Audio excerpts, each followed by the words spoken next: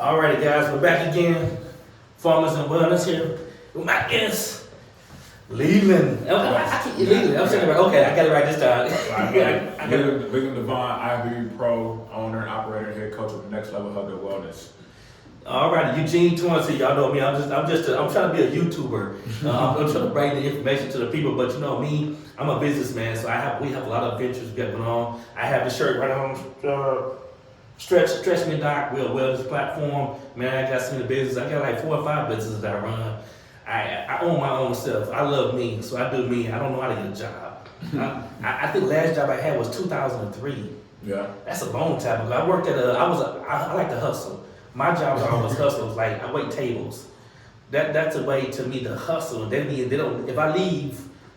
No, you know what? Take back. 2003, I worked at the hospital, UMS. I'm from Arkansas. Oh, okay. I worked in the CT department. And I was responsible for doing billing for... Building the coding? Huh? Building the coding? Yeah, that's what I was doing. I did it nighttime, so I knew how to do head scans, body scans, because I was there for like a whole year. Yeah. And when you watch those texts, do those scans, you kind of understand the dye. You know about that stuff, don't you? Mm-hmm. The dye, the creatinine and everything level. And I knew a lot of doctors there. And there, they had the number. UAMS had like the top doctors in the world. Yeah. Becoming like brain surgery. I witnessed a man cranial after surgery. They rushed him down from the upstairs, and they did CT scan of his brain to see what the mass see what's going on after the surgery. Man, I swear to God, they were in there cranking his brain, his skull. They pulled his skull off, and they was skinning this man's head. I mean, I love stuff like that. Stuff that that does something for me. I see some cranking when I was in combat, so that's a different story. Ooh, and then I see then we had a guy in the ER department, a lady in the ER department, well, 2 people. Guy came in, he had a log through his leg. Oh. Like log about that big. It was like through his groin area. Yeah. They had to cut the log off both sides to pull it out because he would have died, the artery. Yeah, he would die right there. Then we had a lady come in, they got hit by a car, boom. I'll tell you something, I love medical stuff. It's been my passion. I love everything, fitness. I'm the type of dude that want to see a body open up on the table. I love stuff like that. That does something for me. Let's see your organs just laying there, just wow, what is this? What is this? This look awesome. I'm a different type of person. But anyway, guys, enough about me. We're excited today. Today we're discussing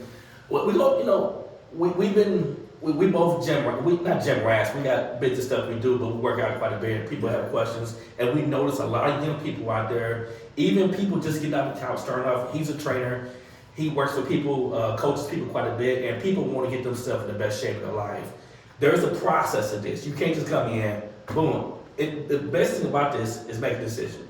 That's the biggest decision you can ever make, and then commit to the decision. Is another thing people don't do very often. And they complain about what they cannot do. It's possible. You need coaching. You need mentorship in a sense. And it's possible to do anything you set your mind to. So there's excuses that people give, and what have you. It's their own situation. But what we're going to discuss topic today, we're not discussing nutrition as a whole. We're discussing it as a component to your type of success. Yeah. On how to move in the direction you need to move when it comes to somewhat doing the right thing, and then what's next? Get to the gym. People don't like to weight train. Women don't like to weight train. It doesn't make you bulky. It doesn't do anything you need to do. Because first of all, a woman don't have the testosterone that the man has to make herself bulky. Now you can trim up and lean up, and look tone all day long, but you're never gonna look the way a man gonna look. That's like incredibly impossible. It's just extends your life. So that's what we're addressing today. We're addressing some nutritional understanding, and we're going and diving into weight training, movements, and mechanical, which is the machine design that people try to recreate what's already been in. Oh man, that's already been invented, and these freaky technical, like move an inch here, squeeze here, hold this here, do this. What kind of system? Ignorant, stupid. It's the overcultures, guys. Overcoaching, yeah. What you call it? Overcoaching culture. What you call it? Intelligent stupid people or something? Intelligently stupid. Yeah. They in their own mind. Intelligently stupid. Yeah, they playing it by, I don't know. They play by their own rules. I don't know what that's all about. Yeah, but anyway.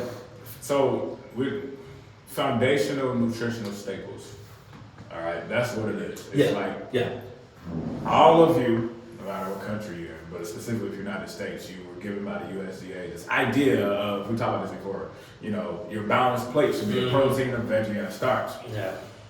And most of y'all behind don't get up off the couch when you eat that starch. And you're like, what do you mean?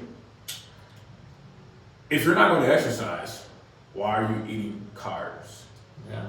And then we have the other side of the totem pole that says, carbs make me fat. Okay. I eat a lot of carbs. I've never been fat. Yeah. All due respect, I don't say that to anybody who may be watching this has been overweight, family overweight. I'm not saying that being fat is a problem. Yeah. You choosing to be fat is a problem. And also understanding the lack of education by choice, because it's out there, it's available. Yeah. When you understand what a starch is, yes, you were probably raised to eat that starch. So was I. Yeah. All right. But as we get older, we understand what carbs are. Okay, if the carbs are making us bigger, why are we eating more? Okay, well, I like it. Okay, well, work out. Oh, I don't want to work out. Stop eating the carbs. Yeah. That's what I'm getting at. So, nutritional foundational staples. If you are going to be better and you want to look better, even if you don't want to go to the gym, stop eating things that you don't need. Yeah. Fast food is there for a reason. We hear it all the time. Yeah, fast food is there. It's Quick and cheap, convenient. easy. Yeah, you know Like, why? it'll keep you dead. Because it will keep you sitting down. Yeah. And that's what pharma wants. They want you in their hospitals and offices.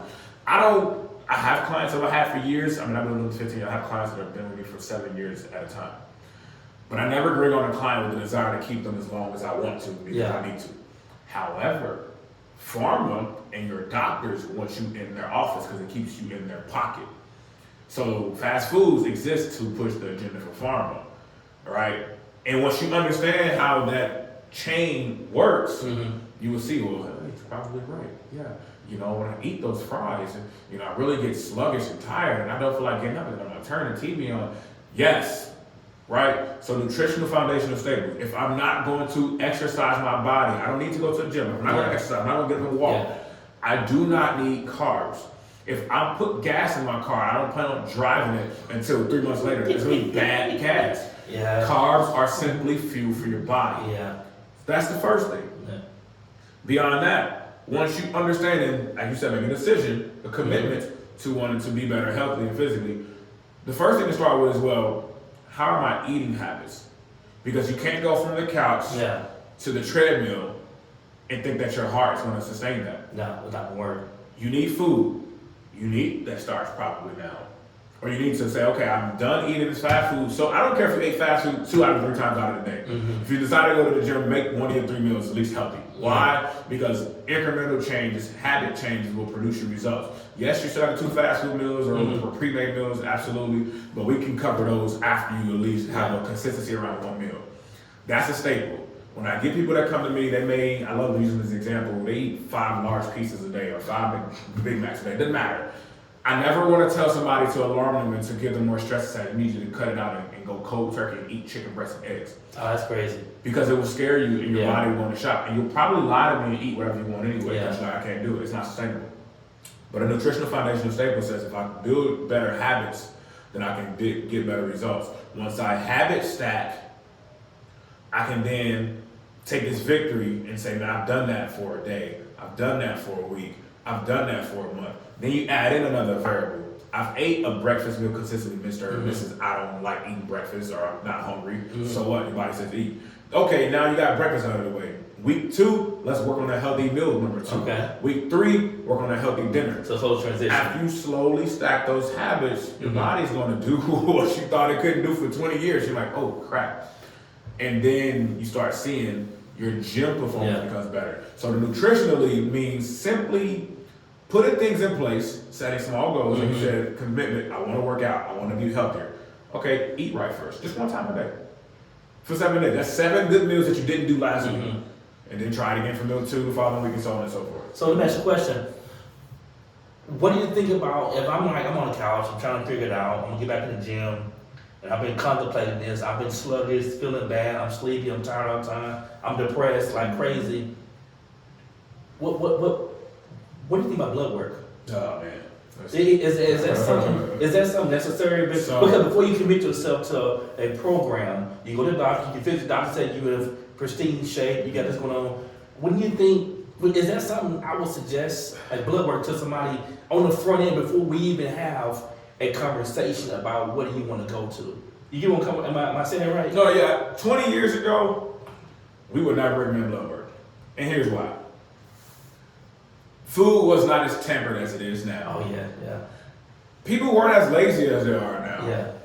And social media wasn't as prominent with false promises as it is now. Yeah. But because it is, and because those things do exist, because the cell phones are right at your hands for you to be lazy and sit in front of you, because televisions are so cheap and easily accessible, and because people are just generally more lazy and food is available, the bad food. Yeah. Even for a general population client, I may not always on the front end, the very first appointment, ask about blood work. I won't ask about medical history, but somewhere within that first week, I'm going to ask about blood work. Here's why. Your blood work gives us underlying issues that we can address as coaches and people in the health and fitness profession. If we can see what you can't see, we can create a better program for you.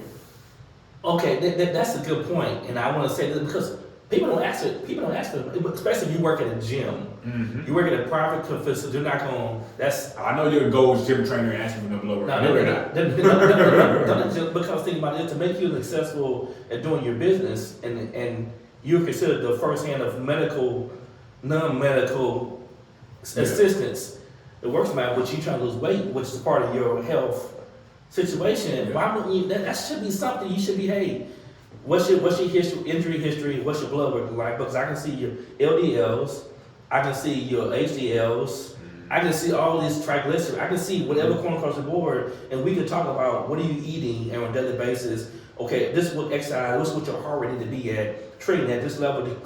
That should be something that's like a no-brainer. Well, you get where I'm coming from? I do with 15 years of experience. That's why I know where you're coming from. Yeah. But as somebody on the opposite end, as someone who's viewing this, or somebody that has no idea what to ask for or to expect from a coach, when you see trainers advertise, and you see trainers advertise themselves, they're advertising them getting you into the best shape of their lives. That is the message. And that is the goal, and that is our goal. But then you, as a prospective client for whomever coach you decide to go with or gym, need to do your due diligence. Depending on what you're willing to invest in, you gotta ask yourself, how much am I willing to invest in myself? Not how much just financially, but how much time am I willing to invest? And only there will you be able to get more questions on what I should ask that said person and that. So hold on, here's why.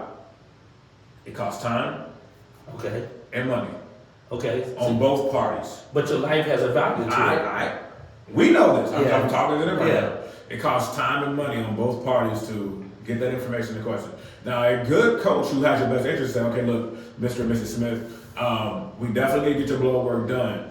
We want to know your medical history. We're going to get that immediately out of the way. On my application, it actually on mine, it asks you any medical history, your favorite food, your favorite foods, your favorite books, and all of that. Because I want to know you. I don't care. I care about somebody, but I don't care that much. I want to know you first. I want permission to ask you about your medical history. Yeah. Right? So I get to know you better. And then I'm going to mention on the console, hey, we probably need, if it's some alarming things that pop up, I've been trying for 10 years and my weight just ain't going down. Right away for me, the experience, I'm going to say, yeah, we need to get some blood work done. Yeah, because we see you got fatty liver, all those other situations. I did that, right? Yeah. Because I'm putting it together. Why won't they ask that question, or why is it not asked of them, maybe depending on where they go to? Now, I used to help run Lifetime Fitness. Lifetime Fitness, we do metabolic assessments, we do blood work, we do lab work, we do sleep tests, and all that. Too, So, it's all about who you go to. If you go into the private sector, like myself, and to the contractor, you have to, I know it might be cool to go with my homegirl or homeboy that looks cool, they got so-and-so in shape.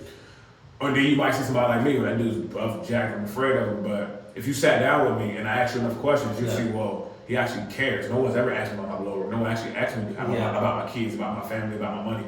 Because I know to get you in shape, I need to take care of your internal processes. Yeah.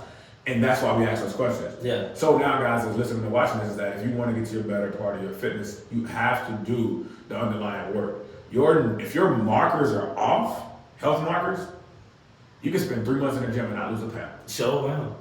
And if you do lose a pound, it's probably water weight. Yeah, water weight, because it's water weight, you're going to gain it back. It's called yo-yo dieting, which is why companies like Herbalife and whatnot exist, to keep you in their pocket to pay for their weight loss and bad things. But that's beside our point today. But that's a part of nutritional foundational staples because I'm talking about medical does not mean that's nutrition, because medical and nutrition tie hand in hand. You are what you eat. Yeah, that's true. Internally and externally, your body replaces its skin cells rather every 28 to 30 days based on what you consume. Your body also does things internally based on what you consume as well. So if your medical isn't up to par internally, your nutrition is not up to par. Yeah. You have an environment that does not yield results from the physical side that Yeah. we're trying to tackle, which is being better from a physical fitness standpoint. Yeah, so because like I said, a lot of places, this is for lay people to understand.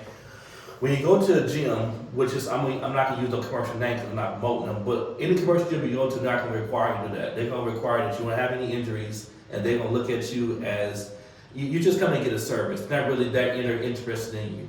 Not saying they're not, but this is the job for these people, and they're not the company doesn't call to have this protocol for them to do this for you. That's not what they're going to do. They're there to get paid. They want to work with you with the limitation that the company allows them to do that. And that's their job. You can't fault them. But then there's private facilities like this gentleman right here that understands the whole process. Training is more than just working out. It's more or less you're trying to reset your body. Your body resets itself every 6 months. I'm going to say that word, 6 months. And so your body recreates after itself. So you want to always recreate yourself after the best version of yourself. So if this gentleman working with you and he's asking for blood work, that's for a reason. If he's asking for injury, that's for a reason. So that means that if you got a prior shoulder injury and you got scar tissue damage here, he knows that he's going to help you train and move these muscles properly to help you within the next 30 to 45 days when your body starts recreating after itself, that you are creating after the best cells. The best portion of yourself, so you can move forward with your direction, you know what I'm saying, you got where coming from. And also too, when it comes to nutrition, it's just, nobody's trying to put you on a diet, it's just making better choices and food choices. Yeah. And you're not competing, I'm not competing, nobody's doing it like that, but you want to make just a choice because what you eat now can get you 20 years down the road, because as you eat burgers, that's cholesterol, you got colon cancer, you have estrogen situation, so and your mental health is off, your hormones off. So what we're kind of advocating when it comes to nutrition is seek assistance.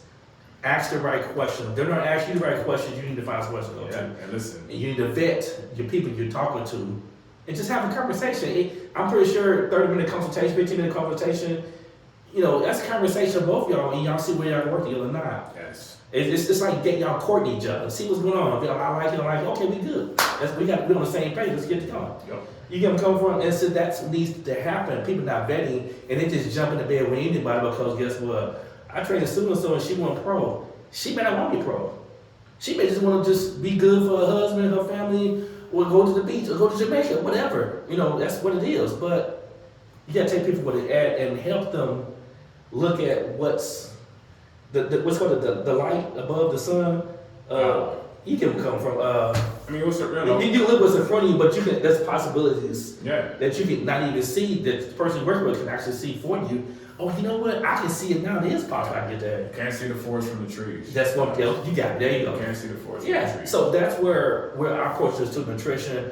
There's no one-all situation, but once you start, at least do your due diligence to see what's going on in front of you, to have the ideal what the process needs to be, and to consult with the best of the best. You pay for it. You only got one life.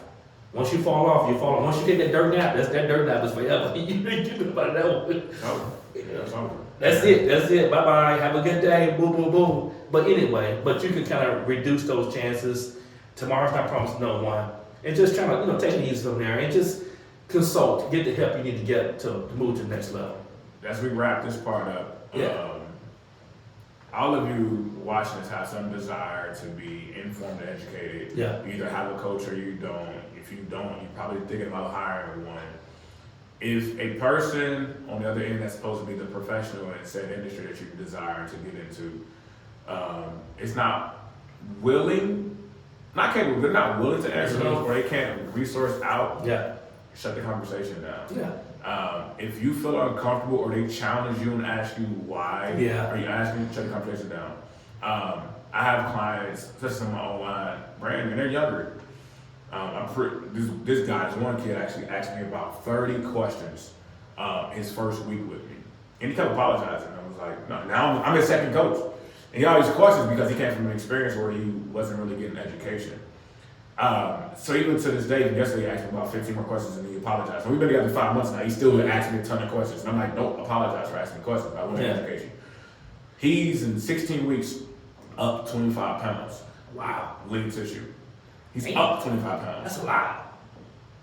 So understand in the first 30 to 45 days, I had to do a lot of easing him by answering his questions to get him to understand the process and the direction. 25 pounds in 4 months is pretty good. That's really good. Right? That's really exceptional. And how do I did that?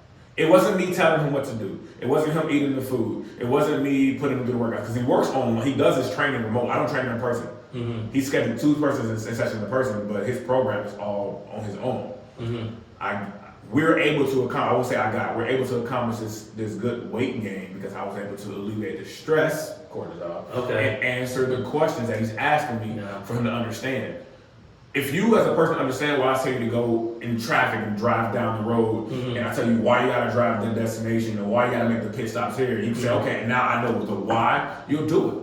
Yeah. But if I just tell you to do it and I can't tell you why, you're like, I'm not going. And your body won't do it either. Yeah. So what I'm saying is just make sure when you are asking your questions that they cannot be answered to the depth that you want, continue to ask more or find somebody else to do so until you got that partnership to where you feel comfortable and it's an open door two-way policy. Yeah. Once that is there and established, it may not work out in the first month. It may not work out in month 2. But if you're constantly able to get questions answered, I promise you once 3, 4, 5 and the ball is rolling, the progress will come. But you have to be willing and they have to be willing to meet both you parties in the middle in order to do so. Yeah. And that's the principles around habits. We gotta break your habits and then build new ones. Yeah. And that's where nutritional habit stacking comes from. It's breaking the old ones, building new ones, and that takes time. It's not overnight. Yeah. It can take you 3 to 6 months. Yeah. But you gotta be willing to stay in the long run. Commitment. You gotta be committed to stay in the long run, for sure. Committed and to the whole process. And then, like I said before, you'll move in the direction you go to. So just trust the process. If you trust yourself, you trust your coach, trust the process.